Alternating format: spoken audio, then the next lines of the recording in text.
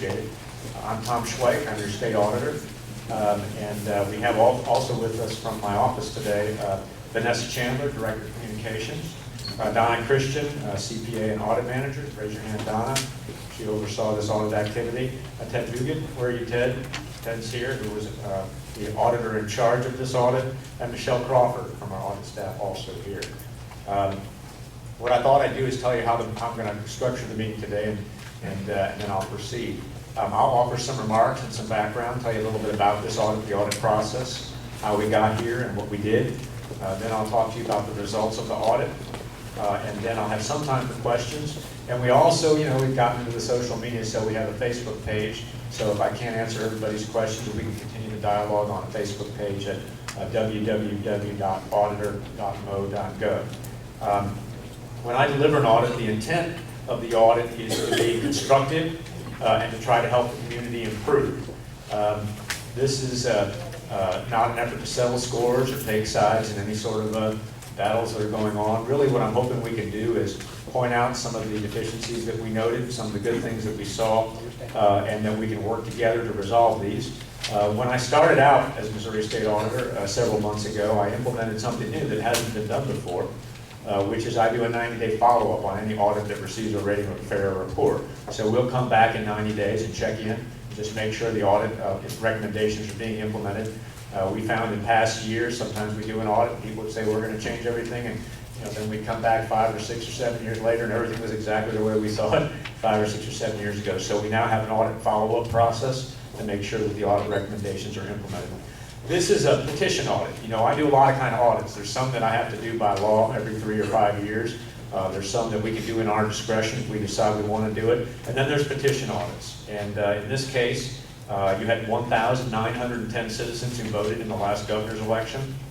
And in order to get a petition audit done, you have to get signatures from 15% of those people, which means you needed 287 signatures, and then we come in and we do the audit.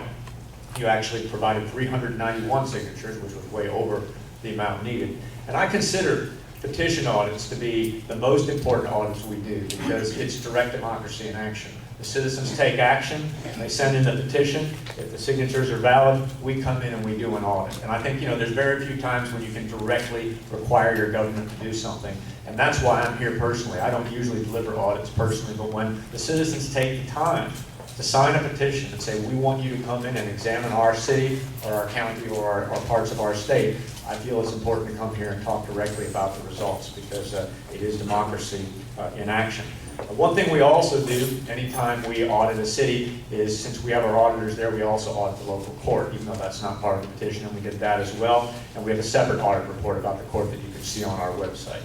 But for the city audit that we did here in Mountain Grove, Mountain Grove's gotten a lot of attention lately, you may know that, both in the national media and in the state media. I mean, I couldn't believe it when somebody showed me an article in the New York Times about Mountain Grove. You probably all saw that article. So there's a lot of interest in this audit and in this city and this area.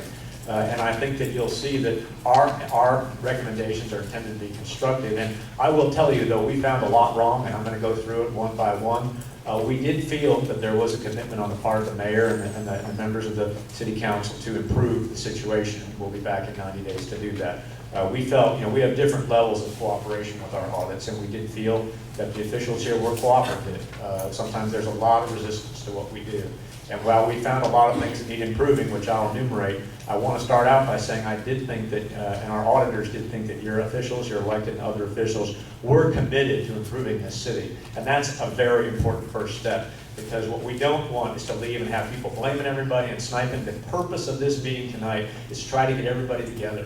Get everybody together to work toward improving the community, fixing the problems, and allowing the city to move forward. And I hope everybody will take this as a constructive effort, not a destructive effort. We did review every issue raised by the people who signed the petition. You will see in the audit report we did not address every issue. The way audit reports work is you only report on findings. You only report where you did find some merit or some basis for it. But just because you don't see it doesn't mean we didn't look at it. Either we didn't find anything wrong, or we didn't find anything wrong enough to report on the things that are not included in the audit, but we did look at all the concerns.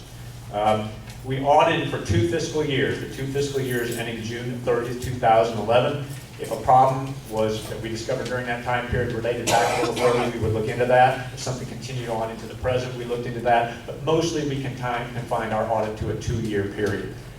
We expended 950 audit hours at Mountain Grove. That's a lot. We estimated the cost would be between $15,000 and $35,000. Actually, the actual cost to my office was $40,000, but I made an executive decision not to exceed the estimate, so the charge will be $35,000. We did not find direct evidence of fraud or criminal activity, although we found some problems with the accounting controls that could lead to that at some point, and we can't say for sure it didn't happen because there needs to be tighter controls.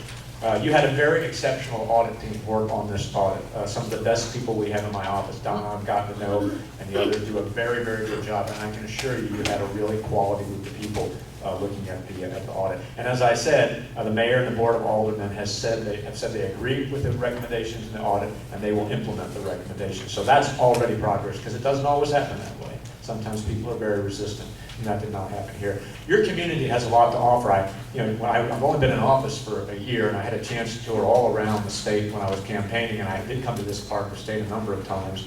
It's just a beautiful area of the state, and I think it's important when we talk about the problems that are going on in this city that you realize how lucky you are to live in such a beautiful part of the country. So many interesting things. You've got a research university near here. You've got beautiful terrain. You've got great farmland. You've got good people. I really enjoyed campaigning in this part of the state, and I think it's important, again, when I point out a lot of bad things, which I will say, that you put it in context. This area of the country has a lot to offer. You're lucky to live in a place like this. It's a very, very good community, and the important purpose of this audit tonight is to improve that. Now, I put a rating system in when I became auditor. You get an excellent, good, a fair, or a poor, and I made it real simple so everybody can understand. It's kind of like in school. It's like an A, a B, a C, or a D. And we did rate Mountain Grove poor, and the reason we rated it poor is that we had multiple adverse findings that need to be corrected. But again, I said a couple times already, there seems to be a commitment to do that. Now what I'm going to do is go over, we had 9 specific findings in the city, 9 things that need to be improved, and then there were several sub-findings in there, and I'm going to go through them for you, and I'll answer your questions. The first finding we have relates to the overall financial condition of Mountain Grove. The general fund year-end balance for 2009 was $240,000. You had surplus or a net gain of $240,000. That fell to $42,000 in 2010. It increased a little bit back up to $88,000 in 2011, but there does appear to be an overall deteriorating financial condition of the city that has to be reversed, or there could be serious problems down the road. There are several factors that contributed to the decline in the general fund balance. Things that sometimes are beyond your control. Increase in health insurance costs and increase in operating costs of some of your city activities. But it is getting worse, and there are not adequate financial controls in place to fix the problem. That's what we're going to be recommending. The senior center, I guess we're here now, they had a negative fund balance of $79,000 the last time we checked. In previous years, the city has transferred monies from the general fund over to the senior center to cover the losses. I understand that's not going to be done now, so there needs to be a way to find this place to be self-sustaining. The transportation fund had a negative balance of approximately $140,000. That's pretty high. Also covered by transfers from other funds. Generally, the practice of transferring from one fund to another, sort of robbing Peter to pay Paul, is not a good practice. The fund should try to be self-sustaining, and in some cases, it's illegal to transfer money from one fund to the other. In the case, for example, of the transportation fund, the money to cover the losses was transferred from the capital improvement fund. And that's only legal if it was used for capital improvements relative to transportation. If it was not used for capital improvements, it violates Missouri law. So I want you to know, though, this is a very common finding. Generally, when cities find one fund running short, well, what do? You go transfer from another fund. But you got to be very careful about that, because sometimes it's illegal, and it's almost never a good accounting practice, and that's what we found here. The city-owned golf course, I'll talk a little bit about that later, but it also historically operates at a loss. But again, expenses are paid from other funds. The general fund and the capital improvement sales tax cover the losses for the golf course. That's not a good accounting practice, and it has legal implications as well. So you've got to try to make that. I was just in another city, not too far from here actually, a few months ago, where the golf course was a big bleeding wound too. I don't know what reason golf courses don't make any money, but they tend to really, people like golf, but you can't have it be a drain on your entire city resources, and that's what's happening here. The senior center here is also historically subsidized by the general fund. It's not self-sustaining. There's a separate fund for the senior center, but again, transfers are made frequently from the general fund to compensate for operating losses. And this is not a good way to do business over the long term. The city's financial statements we found were not complete, they were not accurate, and they were not up to date. The city was 9 months behind in entering financial transactions into the accounting system. There's no way when you're budgeting for how to handle a city that you can be accurate in your budgeting and planning if you're 9 months behind in making the accounting entries. The city clerk was not able to substantiate accumulated balances in accounts payable and accounts receivable funds also. This makes it very, very difficult to plan ahead when you can't explain why balances are what they are, and this was a problem. Our recommendation was very obvious and very simple. The board should be ensured that it receives and reviews timely and accurate accounting information. Try not to transfer money between funds and be very careful and get good legal advice as to whether it's even legal in certain circumstances, and review the city's operations to make sure that activities are operated efficiently and in the best interest of the city. The response to the board was they agree with that recommendation. They plan to work to implement it. And as I said, we'll be back in 90 days to see that there's a plan in place to do that, and that the city will not constantly be rearranging funds, and it will be adequate accounting for funds that it receives. Let's talk a little bit about the budget. The city does not comply with state law in budget preparation, budget amendments, or in its financial statements. In budget preparation, there's a statute, Missouri Statute 67010, that has very clear requirements for budgets in the state of Missouri. The annual budgets that we found here did not include actual revenues and expenditures for the previous 2 years. That's required by law. It was not in the budgets. Did not include a beginning and estimated ending balance for the year, which is also required by state law. You can't plan a city unless you know how things have gone for the past couple of years to look at the trends like we look, and we report that in there. And you can't plan from the city budget when you don't know what your beginning balance is, because then you can't compare it to the actual ending balance. So these have to be done. We also felt that the board should monitor the budget to actuals better. In other words, there's a budget. Generally, in a well-run city, every month there's a report back on what the actual expenditures were with respect to the budget. We found that that was not happening, and we also found that budget amendments were approved after the end of the fiscal year, and that the city spent more than budgeted appropriations for most city funds. So for example, the fiscal year 2010 budget, which ended on June 30th, 2010, was amended on July 6th to increase expenditures by $124,000. That's not allowable under state law. The board also amended the fiscal year 2009 budget, which ended on June 30th, 2009, to increase expenditures by $185,525. The purpose of budgeting is for planning. After the fact, amendments might straighten out the books, but they're not a good accounting practice. And even with these amendments that were made after the end of the fiscal year, we found that expenditures still exceeded appropriations for all funds by $350,000 in fiscal year 2010 and by $320,000 in fiscal year 2009. It also appears that in actual expenditures in fiscal year 2011 exceeded budget appropriations for the general fund by $37,000 and the water and sewer fund by $320,000. Missouri statute, the one I cited before, Part 67040 and also Part 080, requires all political subdivisions to keep their expenditures within budgeted amounts, and it says that no public monies should be spent unless they're authorized in the budget. When you go over budget, that violates those provisions. When you do amendments after the fact, it violates those provisions. Let's talk a little bit about financial reporting. Everybody in the city is entitled to know how the city is doing. The city did not publish semi-annual financial statements as required by state law. Annual financial statements for fiscal year 2009 and 2010 were filed approximately 12 months after the end of the fiscal year. Missouri law requires that they be filed 1 month after each 6-month period. So these were very late. And again, it's not just a technical problem. It prevents you from planning going forward if you don't have accurate and timely accounting information. As of September 2011, the city had not published any of the financial statements for fiscal year 2011, which ended last June 30th. So again, this is late. Section 79 of the Missouri laws says that a city cannot disperse funds until financial statements are published. So if you're out spending money and you're 12 months late, you're literally violating state law every day, and those things need to be fixed. We also found that the financial statements published by the city did not have enough detail.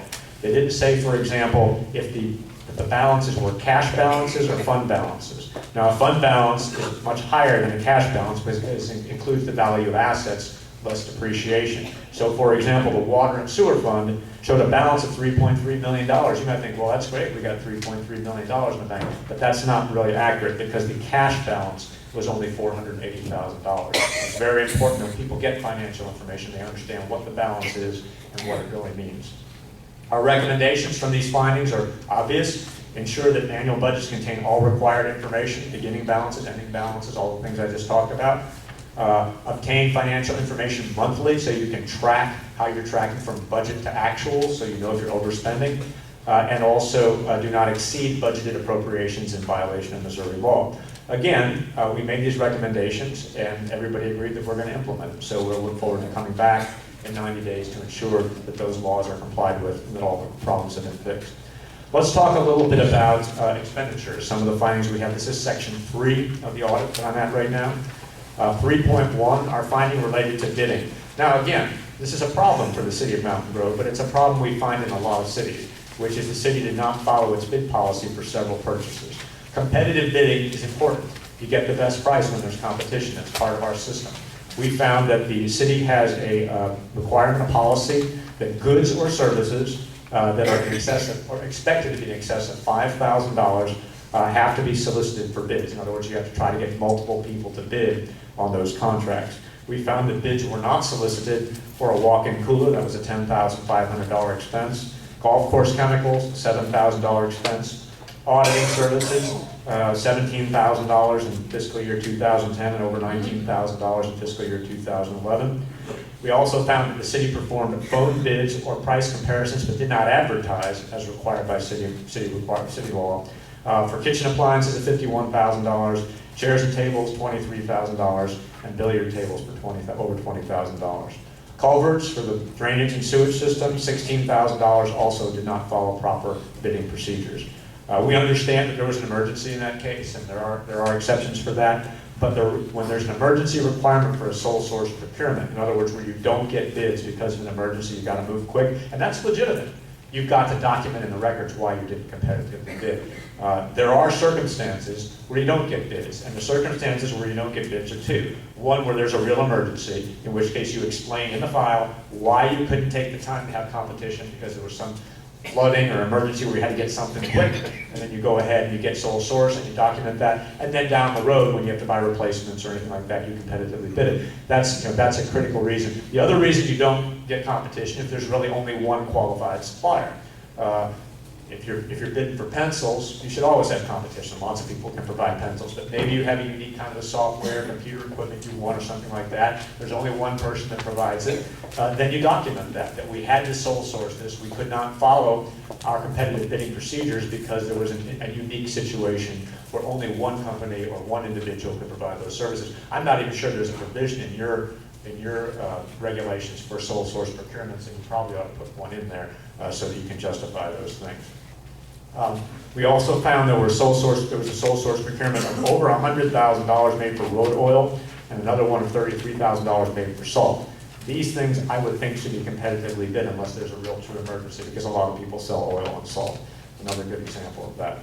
We found in section 3.2, you'll see in your audit, the city's approval process for expenditures was not adequate. There's a city ordinance requiring board approval of expenditures of $500 or more, which we think is a good requirement to have.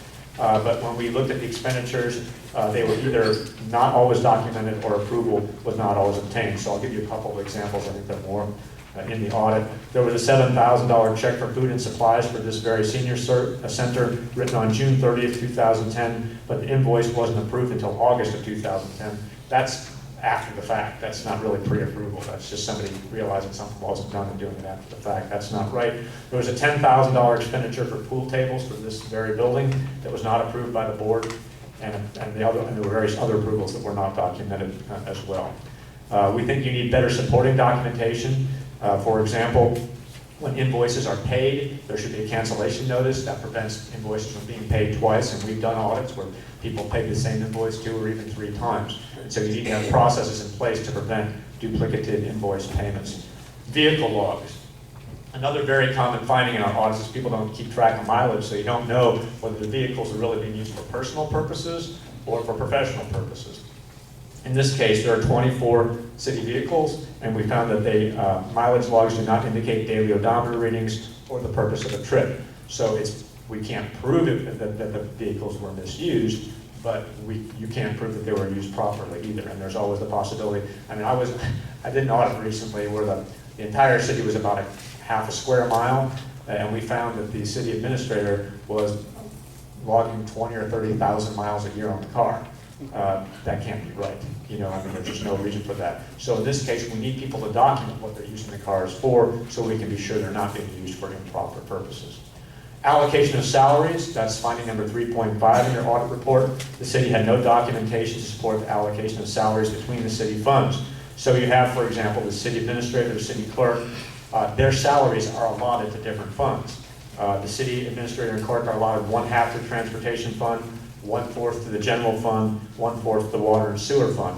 Well, we didn't have any documentation that they were really spending their time on those projects in that ratio, or that there were studies done on approximately how much time people spend at different funds. So we don't know if the funds are being charged the correct amount for the salaries.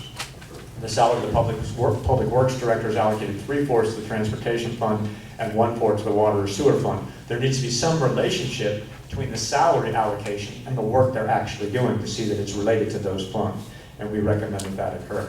So our recommendations in this area, section 3 of your audit, are that the city should solicit bids in accordance with city ordinances, maintain adequate documentation, and also I think you should consider expanding your purchasing policies to allow for these sole source procurements. As I said, there are some circumstances where it's not feasible to bid, but right now you don't even have a provision for that in your city ordinances. Most city ordinances do have that, so that when you have an emergency, like there's a big snowstorm, you gotta get some salt in a hurry and you don't have time to go out and solicit bids, you have the legal authority to go out and get that salt quickly, and then you document why you didn't go out and get the bids. We think it's important to follow review and approval procedures for expenditures and ensure that the list of bills approved by the board meetings are complete and done also in a timely manner. Cancel invoices upon payment. Require department heads or employees to initial invoices to indicate acceptance of goods or services to prevent things from being paid twice. Ensure mileage logs document the beginning and ending odometer readings and the purpose of the trip, that it was for a valid, legitimate business purpose. And finally, document salary allocations to make sure that people are really working on the things that they're charging the city for. The good news, of course, this is a lot of stuff, but the good news is the city agreed with these and promised to implement these changes promptly, which we were encouraged by. Okay, finding number 4, we go to section 4 of your audit. This relates to contracts and city property. Contracts for public services, we found, do not have adequate provision to safeguard the city's interests and do not document the benefit to the city. Some of the city's contracts with vendors don't protect the financial interests of the city. So for example, there's a contract with the Ozarks Family YMCA. It, number 1, does not require the YMCA to show proof of liability insurance. One accident, there could be a huge liability on the part of the city. Does not require the YMCA to report on fulfillment of contract terms or how it uses approximately $15,000 a year that it receives. It does not provide for the YMCA to retain fees charged for recreational services. Another contract is the contract with the Mountain Grove Chamber of Commerce, which I think is an $11,000 a year contract, and the Mountain Grove Central Business District Association, which is a $3,500 a year contract. These contracts do not require any reporting on activities or documentation on how funds are spent. If your hard-earned money is going to be spent on these things, and they may be very good, useful, and valid services, it's important that the city receive documentation on how that money is being spent, that it's benefiting the citizens of the city. City clerk said that the representative of the organization periodically reports to the board, but the contract does not require it, and there's no way for you all as citizens to see that that's been justified. Let's talk a little bit about lease contracts.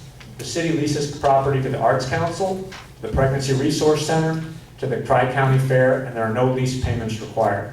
2 lease contracts do not benefit or document any benefit to the city, and 1 lease contract is not in writing. The city owns 2 houses that are leased to individuals for $100 and $200 a month without lease agreements and without documentation to support the rent. Under Missouri law, section 432, contracts for any political subdivision, including a city like Mountain Grove, have to be in writing, and the Missouri Constitution itself prohibits the use of public funds to benefit a private individual or entity. So you've got issues with Missouri law and with the Missouri Constitution here in these leases.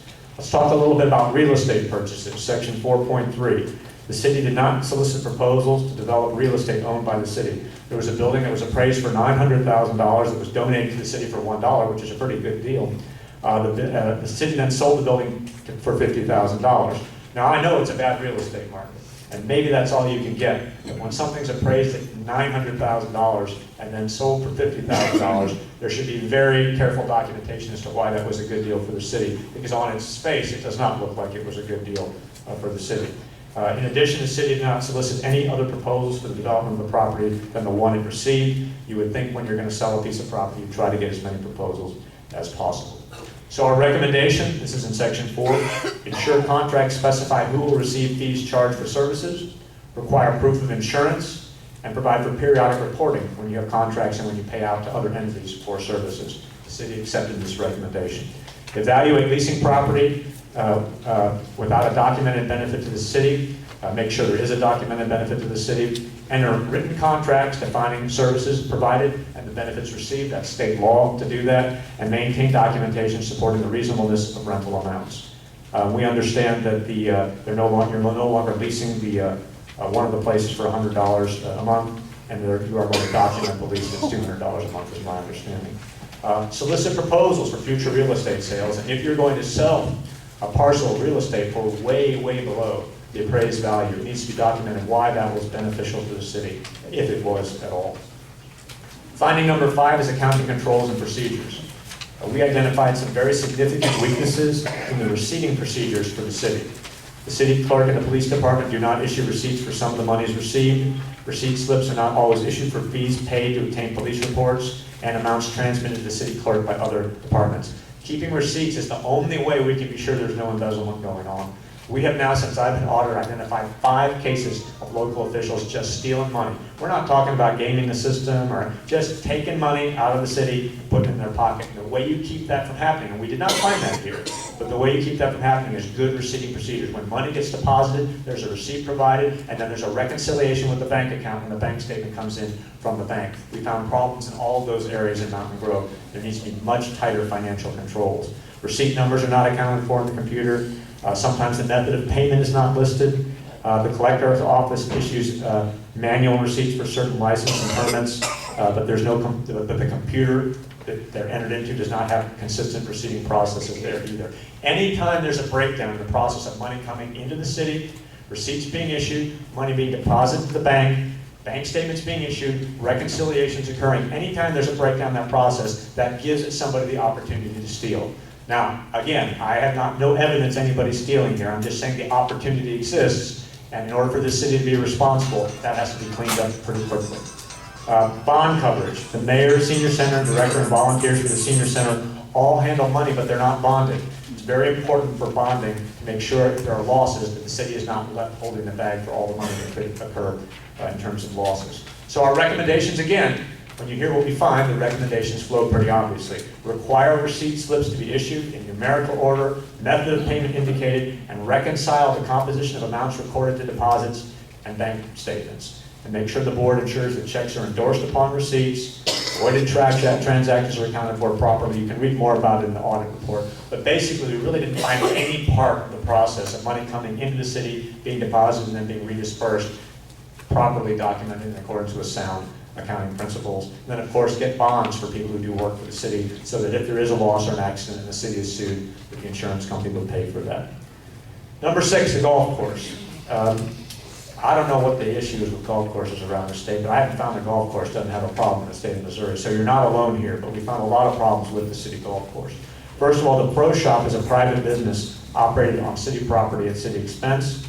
There's no written agreement between the city and the golf club house manager for the operation of the Pro Shop. City employees are used at the Pro Shop even though it benefits a private individual. There's no rent payment, utilities payment, or insurance payments from the Pro Shop, and the city has not solicited proposals for the Pro Shop operation.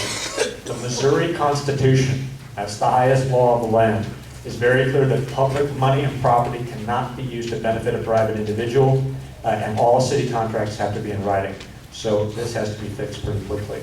Similarly, receipts, the Pro Shop's receipts are mingled with the city's receipts. So you have a private entity that's having its receipts mingled with a public entity. That also is a violation of Missouri law. The city doesn't receive daily reports or register tapes on the days about fees are collected. The register does not record what is on the receipts. There's no transaction assigned to it, and the monies are not provided to the city in a way that's accountable and traceable. For credit card sales, the credit card company pays directly to the city bank account, and the pro shop takes an equal amount of cash from the register, which means the city's paying the credit card fee for a private entity. That's not allowable either, and that has to stop. Policy. The city-approved golf course policy gives a 50% discount to city employees. This is applied also to all kinds of other people who are not city employees, we found, and that needs to be tightened up as well. And there are also problems with the golf club membership billings. They do not appear to be well accounted for either.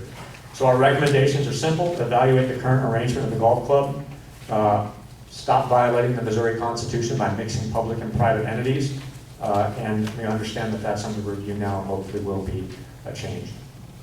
Payroll. Now, this is finding number 7 in the audit of our 9 findings. The city needs to improve procedures over compensatory time, timesheets, leave records, and commuting miles. Comp time, there was a golf course employee who, for example, accrued compensatory time, which is where you get paid extra for 595 hours, but under federal law, it should be no more than 480 hours. Overtime is paid to police department employees, which is not required by federal law. The city police department paid employees time and a half for any time worked over 40 hours a week, but I won't go into all the details, it's in the audit, but that's also different than what federal law requires. The city also does not calculate compensatory time for 2 full-time city employees who do janitorial and other duties after business hours. These are not major findings. Some of the earlier ones were larger findings, but again, we try to go into as much detail as possible, and we think your compensatory time, overtime policies, the way it worked out, some people were actually overpaid, and some people were underpaid, and it's better to get it all, everybody paid correctly in accordance with federal law. Timesheets and leave records. The city does not require timesheets from 7 salaried employees. The city doesn't maintain records of vacation and sick leave for the golf club manager. The city does not report the value of commuting miles to the IRS. That's also required by state and federal law. This is a violation of law not to report the value of commuting miles. And vehicle logs don't distinguish between business and personal use, something I mentioned earlier. There are also some people who are not paid in accordance with the city's salary schedule. The city administrator, the police chief, and the golf club manager are actually paid less than on the city's salary schedule. They should actually be paid more. Recommendations: closely monitor compensatory time to limit city liabilities. Don't exceed the maximum allowable balance. Comply with federal law in this area. Review the method of computing overtime. So some people aren't overpaid and other people underpaid. So it works out exactly in accordance with the law. And I understand that that's already been corrected. So that's progress even by the time I got here. Maintain timesheets and leave recommendations, which is going to be done. Comply with all IRS requirements for reporting commuting mileage, fringe benefits. Ensure employee compensation is authorized or consistent with what's published in the schedule. Simple as that. As I said, some people are actually being underpaid. Finding number 8. If you go to number 8 on your audit report, the city has not reviewed water and sewer rates since 2008, and we noticed significant weaknesses in the control procedures. My understanding is that the water and sewer fund had a net income of only $382 in 2010. There's no adequate or timely financial information to monitor the fund balance. We're really not sure what condition that fund is in because there was such a lack of accounting data in that area. Independent approval is not always obtained for adjustments to the utility system, which is required, and the city does not always document the justification for changes in the rates. Lack of oversight of that type increases the risk of loss and creates the possibility of theft. So our recommendations there are to periodically review water and sewer rates, require independent review of utility system adjustments, and I understand the city's already implemented that recommendation too. And I think that's good news. I mean, even before I got here, some of these changes are being implemented, and I think that's a positive step. Sunshine law. That's really important to the auditor. One thing we want to make sure is, since we can't be in auditing and looking at everybody all the time, we have to make sure that records are open so citizens of the community can look and see what's going on. Closed meeting minutes, there's a presumption in Missouri that when there's a meeting, that it's an open meeting, that everybody can come, everybody can see what's going on. There are reasons why you can close a meeting. For example, when you're talking about a personnel action, some particular issue, whether you're going to hire or fire somebody, that's not required to be in an open meeting. But you have to document why you closed the meeting so all of you can understand why you weren't allowed in the meeting. You have to say personnel decisions to be discussed, and then of course people have to stick to those. You can't then start talking about other things. Secrecy is never healthy in a small community like this. There are only very narrow reasons why you can have that secrecy. And we found, for example, there were numerous instances where there were no minutes taken or the documentation for closing the meeting was not adequate. There also should be a policy regarding public access to city records. There's some guidance in the Missouri statutes on how to put a policy like that in place, and we recommend you do that. It's not required, but we recommend it so everybody can have access to all information. Sometimes, rumors and people getting mad at each other are based just on secrecy. Maybe there's nothing wrong, and openness will solve those problems. It never hurts to shed some light on things. That's why they call it the Sunshine Law. That is a summary of what we found. As I said, there are some other things the petitioner raised that we didn't put in here because we did not find any adverse information. But there's a lot to go on here. I mean, there's a lot of improvements that need to be made.